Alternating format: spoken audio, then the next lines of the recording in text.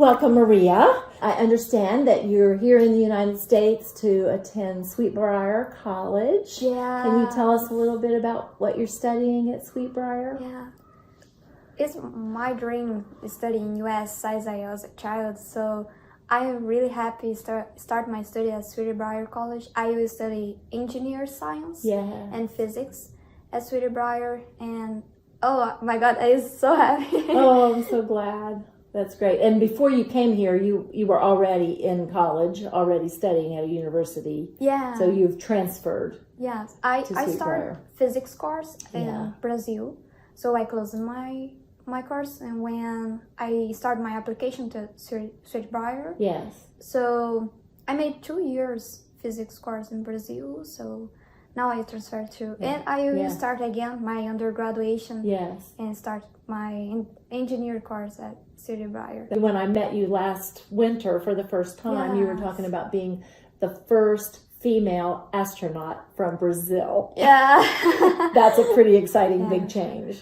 Yeah. I really hope to become an astronaut and to be the first woman Brazilian astronaut. Yes. And I think the most important part of my dream is not only to become an astronaut and go to space, but inspire others, inspire children, young people, and especially the women to follow scientific careers. Yes. And I think this is really important, an important mission. Yes, I think it is too, and I'm so excited. So as I also talked to you a little bit about my frame for talking about change making, and comes from our slogan at Blue Roads Education, and our slogan is this: homegrown solutions for a patchwork world. And what that means is, homegrown means we always start with ourselves, right? We are who we are as gifts to the world, and where we grow up and who we grow up with and the kind of community we're in is an important part of who we are.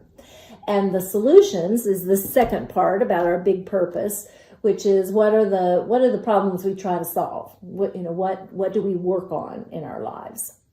And go ahead, I strongly believe that the education is the only way to change the world. Yes, because I agree with you. If you work with education programs, you can work with a lot of things, different things, and start big development in technology and science, engineer, and a lot of programs. And so when I started to study about astronomy, I had a lot of challengers to study these subjects. So when I see these situations at schools, I thought, my gosh, it's really important to be books or another things that talk about astronomy at college and schools. So this is a big problem because the students don't have interest in science or math and physics, biology, and this is really important subjects. So I start a scientific dissemination program. Oh, nice. To inspire students to study more about science and astronomy and space science specifically. Yes.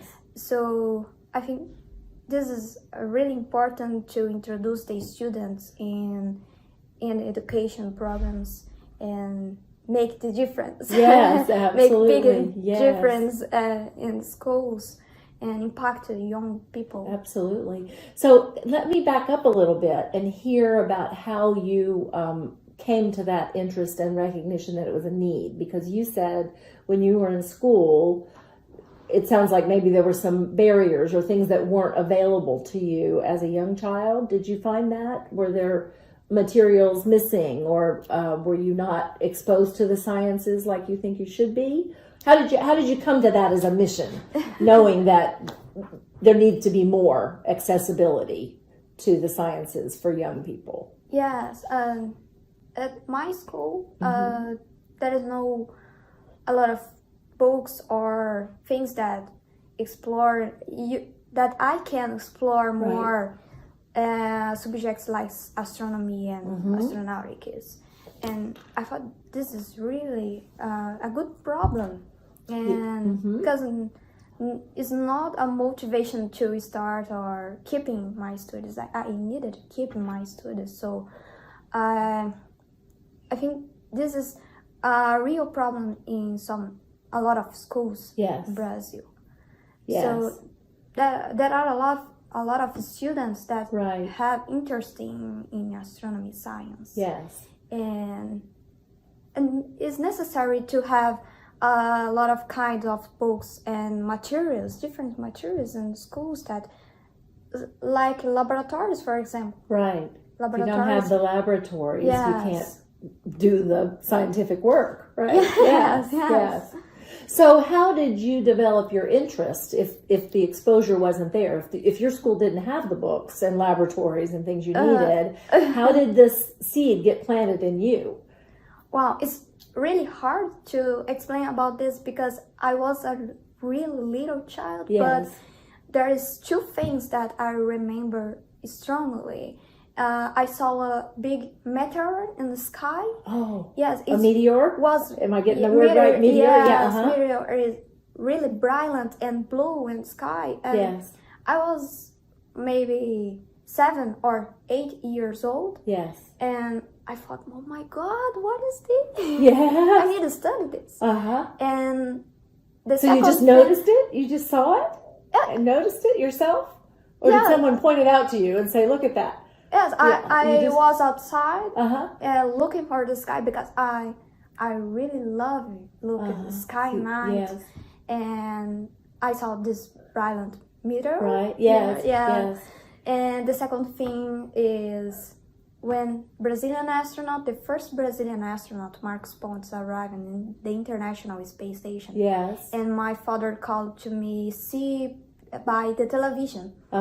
So I was a little child. I was 8 years old. Yes. And I saw the first Brazilian astronaut arriving in the International Space Station by television, and I thought, oh my gosh, I really want to become an astronaut too. Yes. So I start maybe 10 years old. I start studying and read books about astronomy. At schools there are a little kinds of books about astronomy, but I started reading and make notes about these subjects. So maybe 12 years old, I made observations, observed the stars, the moons, because a friend of a family, my family has a friend that made a telescope at home to observe the stars and the moon. So I started observing with this little telescope. And at this moment I decided I really want to become an astronaut, and I will start studying aerospace science and things. Beautiful. So it sounds like, see if I'm understanding this right, that the seed was planted in you because of something in the natural world that excited you and you were interested. And then it sounds like your dad also may have encouraged you by inviting you to watch, as the first Brazilian was part of the International Space Station. Yes. And then, if I'm getting this right, you were looking for materials at school and finding those rather limited. But it sounds like you were the kind of learner that was sucking up every bit you could get your hands on in terms of studying. You were finding everything you could to study and learn and take notes on. That's really exciting. In 2012, my father put an internet at home. So the internet. The internet is a universe. There are a lot of universe of information. So how old were you then at that time? I was 14 years old. Yeah. And very motivated young girl, it sounds like. Self-motivated kind of person, it sounds like. In 2012 I started the project about astronomy and astronautics to try to help another students that have interest in science, space, and is trying to study about the subjects too. Yes. So tell me about that. The projects that you started. It sounded like that's related to exposure, right? Getting more materials and opportunities in the hands of the students who, like you, might have had an interest. So was this something that you initiated on your own by yourself, or did you have teachers or other people to encourage you, or how did that all evolve, that you were involved in getting materials and resources for other students? I start by myself. Unfortunately, I don't have professor that motivated me to start, but some professors open the school so I can put and start my project at the school. But I start by myself. My motivation. 14 years old? Yes, 14 years old. 14 years old. I start New Horizon project. Yes. New Horizon project is focused at all the people and the scientific dissemination by internet or activities at schools or the streets. So I bring my telescope to the streets so the neighborhood can see things like total eclipse by the moon or eclipse by sun, things like this. Planets like Saturn, the people love to see planets by the telescope. So how did you get a telescope?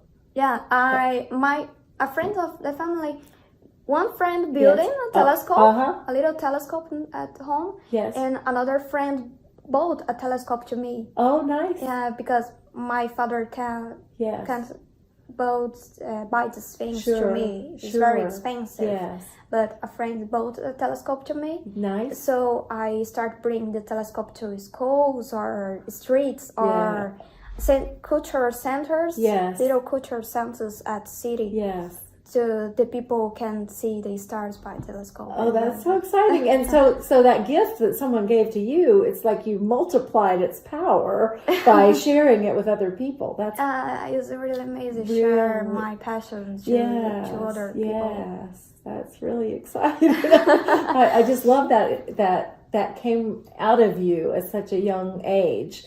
The hunger to learn, but also the hunger to share your learning. That's just beautiful. I think that other people need to. I thought, oh my gosh, the people need to see this. It's so amazing. See how this universe is so beautiful. See the planets, the galaxies, the stars. So I thought the people need to see why I love it so so much. You understand me? Yes. And try inspire other people to follow this scientific careers and understand why the universe is the universe. Yes. And so after that, I started my second project, Zero G. Zero G? Yeah, Zero G is like no gravity. Oh, nice. It's similar. I start this project is focused only at schools to inspire children's in STEAM. STEAM is like science, technology, engineering, and math. Oh, yes. Use astronomy and astronaut like tools. I think it's correct word. Yes.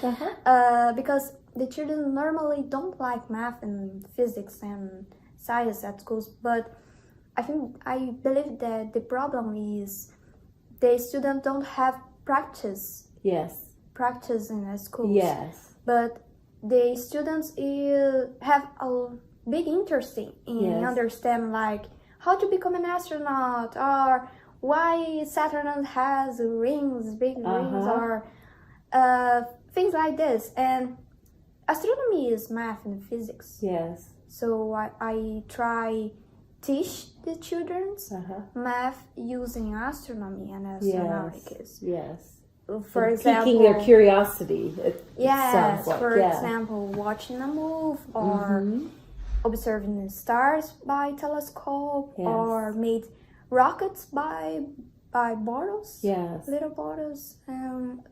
Things like this, or visit the airport and understand why the plane fly. Yes. Yes. This is physics, Uh-huh. but it's Beautiful. really interesting to the students. The students like a lot. Yes. Make activities like Yes. this. Yes.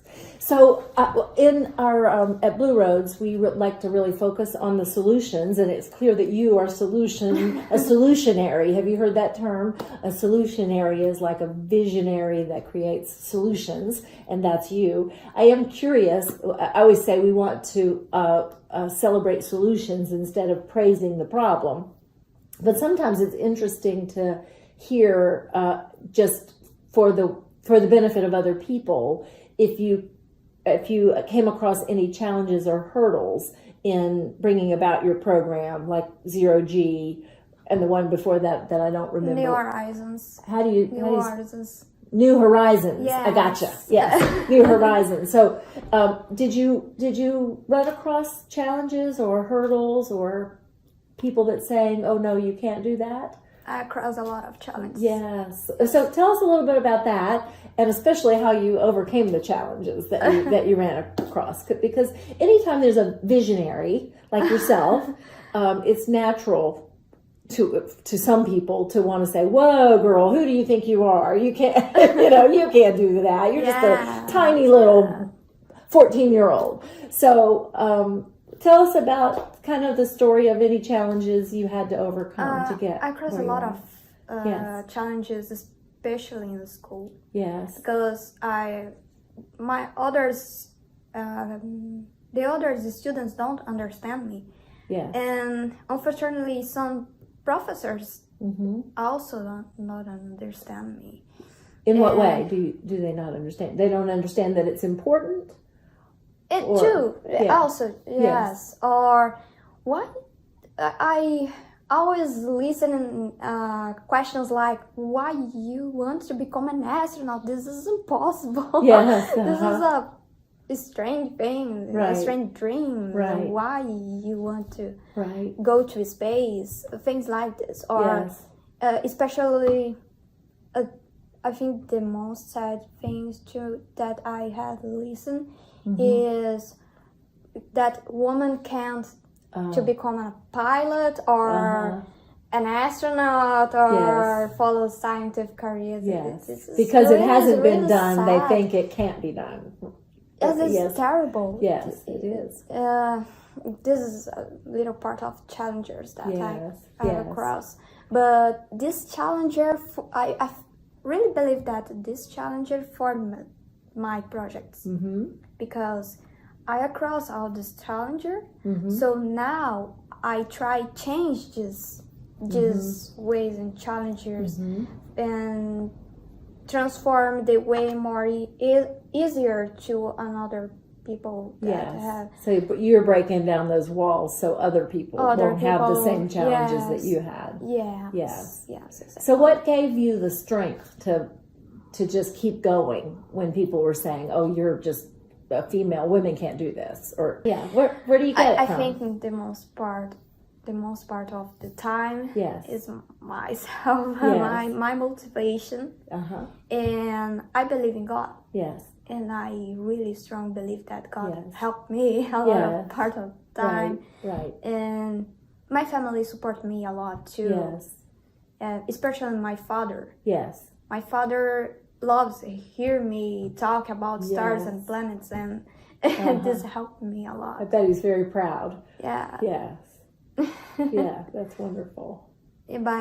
But my motivation is believe that I can make some difference in education, especially in my country, and change things that I had passed in my past. To become an astronaut. Now I think I can do a lot of things with a student when I went student. But I think I can to do a lot of things when I become an astronaut. I think with an astronaut I will have some power to make the difference and start building a lot of things like an Institute of Technology. It's my dream to build an Institute of Technology in my country. And I think this is my goal. Yes. My goal is to work with education. Yes. My goal is not only go to space, but go to space to inspire others and work with education, show how important is the education to change lives and change all the world. Yes. And see, this is what excites me hearing you talk, Maria, is because this is what you're talking about now, is that difference between being a really great citizen and being a change maker, because you could be yourself and be determined and become an astronaut and go to space, and that's awesome. But when you start being concerned for the well-being of the planet, your country, the world, and women, you're bringing in that concern for others, and that's what makes you a change maker. You see what I'm saying? So it just radiates out of you, and that is so exciting to me. So tell us a little bit about your play-by-play plan to get from where you are today as a student at Sweetbriar College to being an astronaut who changes the world and opens up possibilities for other women in your country. So what's your plan? It's very important to have a plan, because you have to be prepared and you have to be all ready for different things. So when I decided to become an astronaut, I thought, okay, now what I need to do. So I listened 3 astronauts. I have had the opportunity to talk with Brazilian astronaut Marcos Pontes, the astronaut Thomas, and astronaut Rick, American astronaut. Oh, nice. And I read a lot of biographies from astronauts. And my plan is start my undergraduation in engineer, and the astronaut is necessary to have a lot of different courses to become an astronaut. For example, I need to become a pilot. Yes. I need to take a pilot course, dive course. Yes. I need to learn Russian and French. Oh, wow. And is that because of language on the International Space Station? Yes, true. True. If the astronaut need to fly with Russian rockets, they need to learn Russian. Okay. And part of the training is in Russian too. Oh. So it's necessary to I have no idea. Yeah. Wow. Wow. Understand a lot of engineer. Yes. So air and space engineer is a good course to become an astronaut. Yes. And have courses like NASA offers some courses that prepare people to become an astronaut. Short courses. You have simulation experience, diver experience. Right. Really so, good. May I ask you real quickly, what is the diving? You mean underwater diving? Yes. So what's the connection between underwater diving? Yeah, the underwater diving experience simulates the microgravity in space. Okay. So there's that similar the microgravity in space. Because it's like floating with no. Oh, wow! I didn't know that. I mean, I guess now that you mention it, I can see that. Okay. So it's necessary to do a dive course. Yes. Courses that help you in the training to become an astronaut. Yes. This is really important. So it's important to have a master's degree and doctor degree. It's really important too. And so I think the important thing is to start to work in these areas, right? At NASA or a private space agencies, right? To get experience, right? And so apply to become an astronaut. And to know the countries, yes, and to know the people cultures, different cultures, and know only the language. Yes. Now it's a little challenge to me because I don't speak English. So I think you're doing really well. You're doing really well. Yes. But I think I don't know this word in English, interrelationships. Yes. And to become an astronaut is really important too, you know how to get a good work in group Yes. and work with other people. Yes. And not only communication is Sure. really good too. Right. But I think is really important because sometimes I think the most part of the time people that work a lot of numbers, Yes. physics engineer don't have good skills to talk with other people. Yes. and Sometimes they don't keep practice. a relationship with other people. But Mm-hmm. to become an astronaut, and I think our work is very important. Yes. To know how to good work in group, Yes. to know working in group with Yes. other people. Yes. I think this is the most important part. Yes. Yes. and I think curiosity instead of judgment is very important in those situations, is to be able to be interested in the way other people do things. It's really important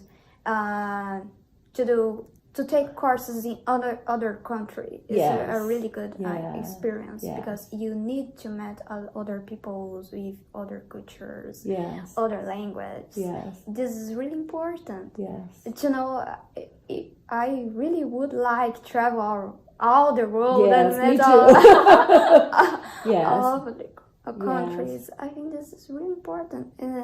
Is an experience that change your life. Yes. Change your life. It really does change your life and change your perspective, I think. Yes. Yes. So, have you visited other countries other than the United States? Very fast, quickly, Yes. like Peru and Yes. Bogota, Colombia. Uh-huh. So other countries in South America. Yes. Yes.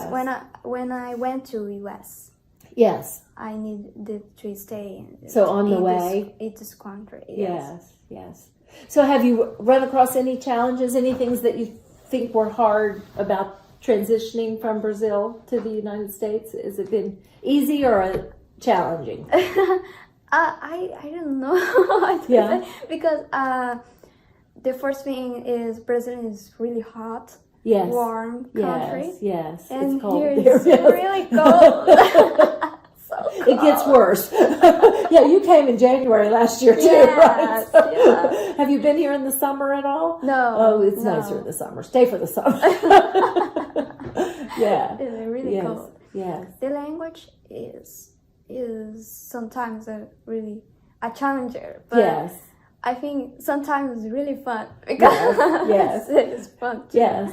Yeah. As long as you can laugh about it, right? When we don't understand each other, and you just keep working. I start dreaming in English. Oh wow! Yeah. That's a big accomplishment. And I thought, what? Yes, that's was dreaming good. in English. That sounds like you've mastered the language. If you Okay. can, if you can do that. Such a Wow. difference. I think the most important is when you work with other people, like you working to yourself.